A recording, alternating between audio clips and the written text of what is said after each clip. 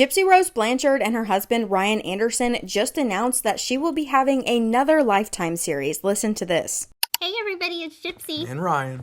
And we're super excited to share our life with you guys. Yeah, thank you for all the support, for watching the previous documentary, only on Lifetime, of course. And, we've been living our life. Gypsy's been doing great. We got a puppy, good stuff. But there's more to come, only on Lifetime.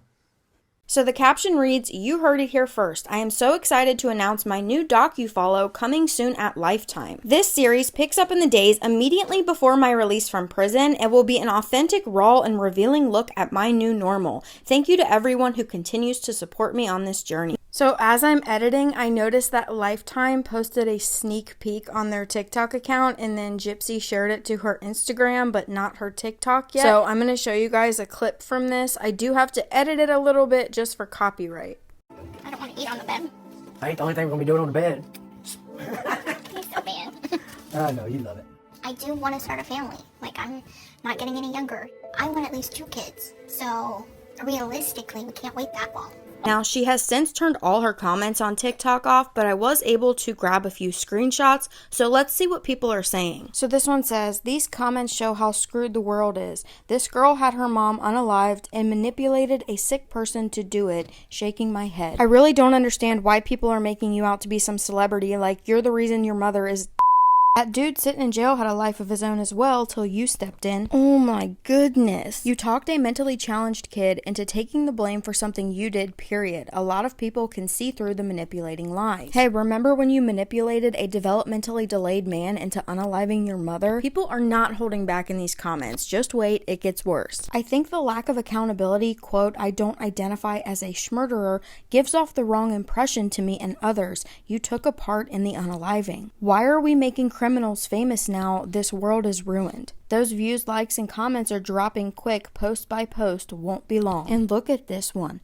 Who did the other 13 stabs, Jip Jip? And then we have people responding, for real, the people want to know. Also, Jip Jip is crazy. I mean, dude probably blacked out and doesn't remember. Nah, she did it. That's the secret he keeps talking about having with her. That was a crime of passion. I can't wait till this all crumbles down around her. To the people in the comments, if you haven't been through the horrible things she has, you don't have the right to judge. She knew she wasn't sick or paralyzed and played the part to get all the free stuff and attention. She is not an innocent victim. Now, did I check Instagram? Yes, I did. But first, we talked about this in my previous video.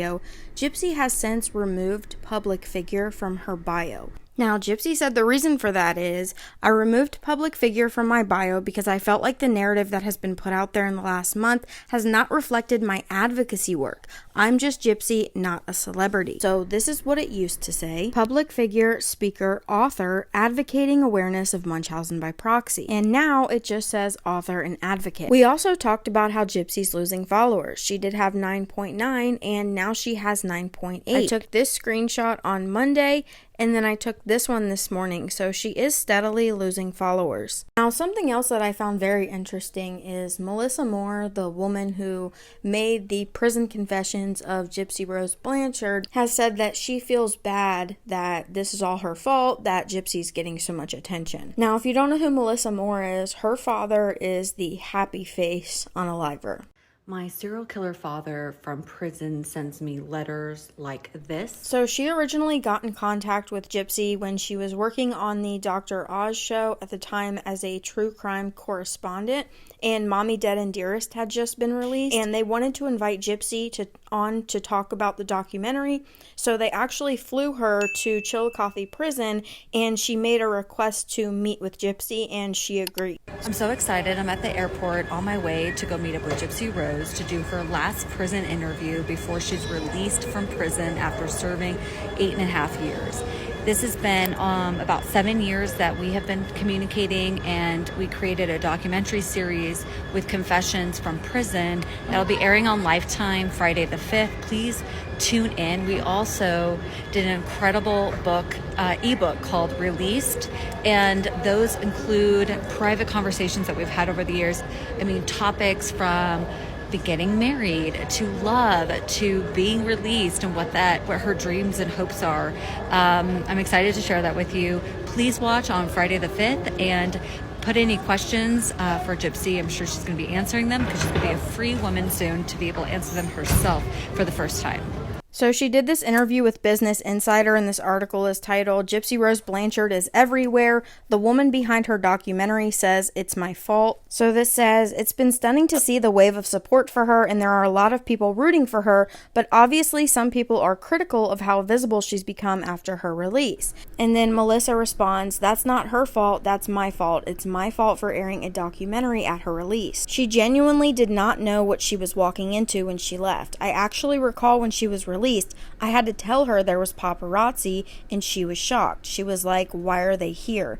She was so surprised. I mean, she wasn't expecting this level of attention, and she didn't plan this to be the case. And then this part was really interesting. Her choice to get married in prison was one that I really grappled with. Actually, we didn't talk for about 30 days. When she broke the news to me that she was getting married, I was taken aback, and I told her that I honestly felt like she was making a mistake, and it felt like I couldn't protect her from herself. Her family felt the same way. We were all nervous about that choice for her, but she made that choice for her.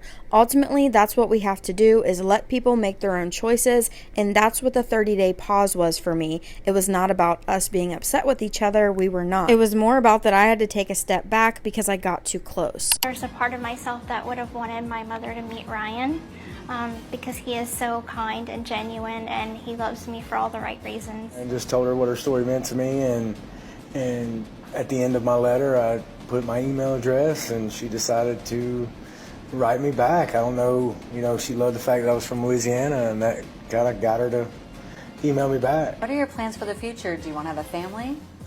That's Yes. always the goal, absolutely, absolutely. Now, timeline on when is up in the air, but Right. absolutely. What kind of mother would Gypsy be? Oh, she'd be the best.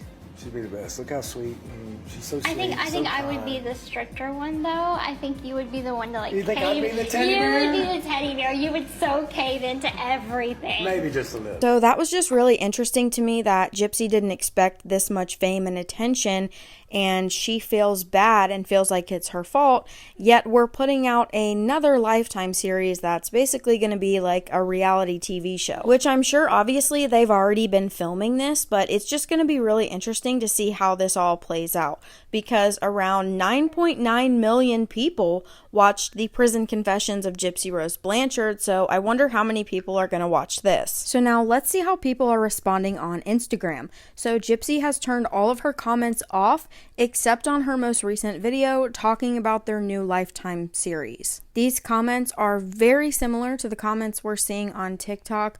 Most of them are pretty negative. This one says, how did you have access to buy money to buy your costumes, wigs, etc.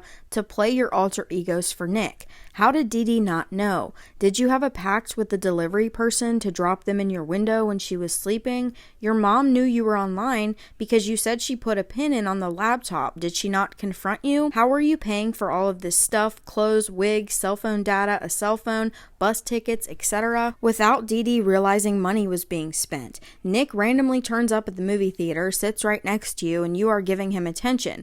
You said she was jealous of the attention you were giving a stranger, then he leaves and you need to use the bathroom and gives you enough time to get the D before she comes looking for you. For a person to be so protective, she sure missed a lot, huh? Or maybe she didn't.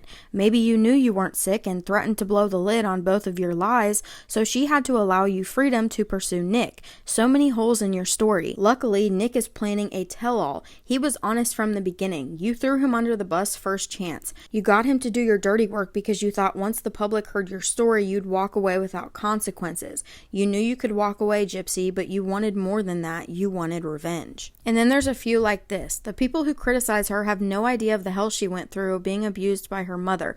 Now she is free. Respect the lives of others. Oh, but why is no one talking about how her mom 10 times with a BBGUN, thinking it was real before she decided to get a hitman? This is not someone who is afraid of blood and could, quote, never KILL. And ooh in general at the fact that you can become famous for unaliving someone. Whether she did it herself or not, she still played a part to her mom dying. She wanted it to happen. That kind of mindset is way deeper than just a regular mental illness. You think once about doing something like that, you'll forever think that way. And just because she served so many years in jail does not mean that she's now, quote, a changed person. And this one says, everyone supporting her needs to watch Mommy Dead and Dearest. wrist, and look at the text she sent Nick on the night of the unaliving, which we're going to go over those in another video. So when are you actually going to advocate from victims of Munchausen syndrome like you claimed you would? So Gypsy has one video on her TikTok account where she's talking about Munchausen syndrome by proxy, and I saw a lot of people mentioning that she was reading from a pamphlet during that. I wanted to kind of bring things back to the point of why I'm on social media to begin with. So the whole point is to spread awareness about Munchausen syndrome by proxy. So if you know my story, you're kind of familiar with a little bit about it. But what I want to share with you is the definition and symptoms to look for. So Munchausen syndrome by proxy, or Munchausen by proxy, is a psychological disorder marked by attention-seeking behavior by a caregiver through those who are in their care. Munchausen by proxy is a relatively rare behavioral disorder. It affects a primary caregiver, often the mother. The person with Munchausen by proxy gains attention by seeking medical help for made-up symptoms of the child in their care. As a healthcare provider, strive to identify what causes the child's symptoms. The deliberate actions of the parent or caregiver can often make symptoms worse. So here are some warning signs to kind of look for. Is a parent or caregiver, usually a mother, maybe a healthcare professional, is very friendly and cooperative with healthcare providers. And I think one of the reasons for this is people do not like when people read from a script. I think they want to know, like, from her perspective or her point of view, or they feel like since she has lived this, that she should be able to talk about this information without having to read, you know, the standard definitions. Is it a really big deal to me, in my opinion? No, not really. She probably just wanted it to be very informational and professional in a way. Do I think she should be doing more advocating than Lifetime docuseries? Yes, but again, people like to watch how people live their lives on a day-to-day basis. There may be more than one unusual illness or death of a child in the family. The child's condition improves in the hospital, but symptoms reoccur when they are at home. So these are things to look for. Keep in mind that there is a little bit of a gray area in this, because what I'm seeing is there seems to be this imbalance of the healthcare professionals not catching it all, or they are labeling innocent parents with this disorder. And so I watched a documentary recently called Take Care of Maya. And watching it, it made me upset on so many levels, because in that case, they were too overzealous with wanting to put this disorder on a parent when the parent was actually innocent.